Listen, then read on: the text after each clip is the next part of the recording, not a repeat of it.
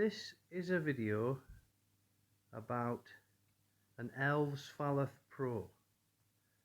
This isn't a video about a cheap Chinese carbon bike. This isn't a video about compromising on big brands. I have a feeling this is a video about building the next generation of manufacturers offering custom paint, unique bikes and quality products. So I'll show you the important bits as I build it, what issues I get and the finished product, and we'll see how it all pans out.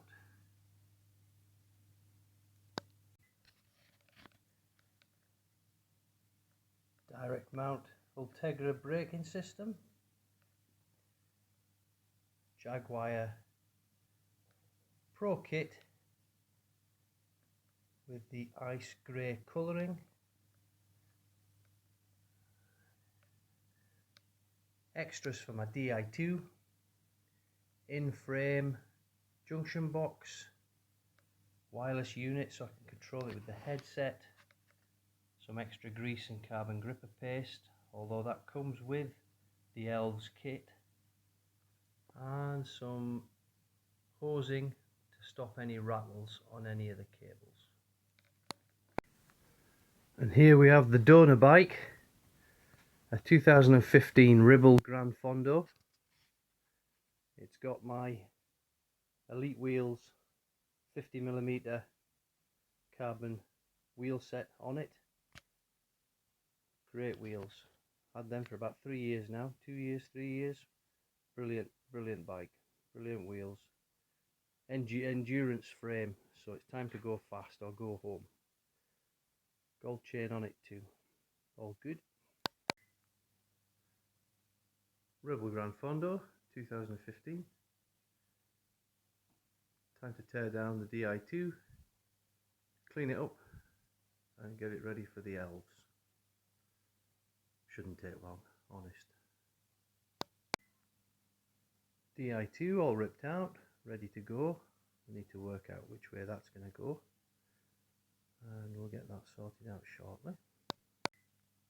Okay, that's my Di2 sorted. Lesson number 1, don't buy cables from eBay.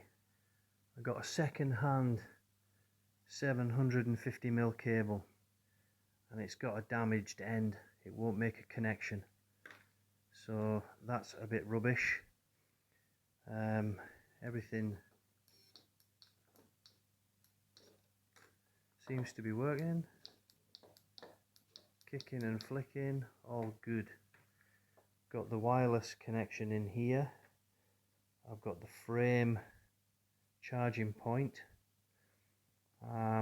and I'm left with a 400mm cable to my battery, which could be an issue with a 500mm seat tube, but we'll see what we can do. I think we'll get there, it'll be okay. So next step now is to get the Di2 cables into the frame, get the forks on and have a look and see what that looks like. This is the jigsaw of the headset that I'm going to be using and the method I'm going to use. I've put the wheel on the front and I'll build it with some pressure pushing down to make it easier. Integrated handlebars are a nightmare. Still going, still trying, I'll get there yet. Integrated handlebars are a complete nightmare. The Di2 cables have been run. I've run the brake cable 3 times because I put the spacers the wrong way around a couple of times, but we got there in the end. Okay, I've got to the point now where I'm going to cut the stem. Not much fun thinking about it, but I'm sure it will not be too bad. Mr. Coleman's instructions will be followed to a T, and hopefully it'll be the right length. It might not look like the prettiest of workplaces, but oh my god, the bike is looking pretty quick. The Di2 is installed and working. Just got to finish off the little junction box, and then it's on to brake cables and setting up the front end. Oh, I need a saddle too, and some front brakes. But other than that, yeah, we're getting there. It looks amazing. Oh, bottom bracket, group set might be handy. We'll get that in too. Well, I'm just about there. That's the brake setup. The group set's in. Bottom bracket was really nice. All working pretty well. The only thing that is infuriating me is the Garmin grip and the screws in the arome bars. They just seem a little bit rubbish, but I shall persevere and try and get them in. And there she is. Looks really good. The only thing I've got a problem with is I've got a little bit of play in the headset that I need to get rid of. Once I've got that done, I'll get the bar tape on. Other than that, I think we're there. Throw a chain on, the Di2 sorts itself out pretty much, so that shouldn't be a problem. A day's work. Cracking looking bike. Nothing too serious. Those bolts for the handlebars, not as bad as I thought. Just me being tired and grumpy, I think.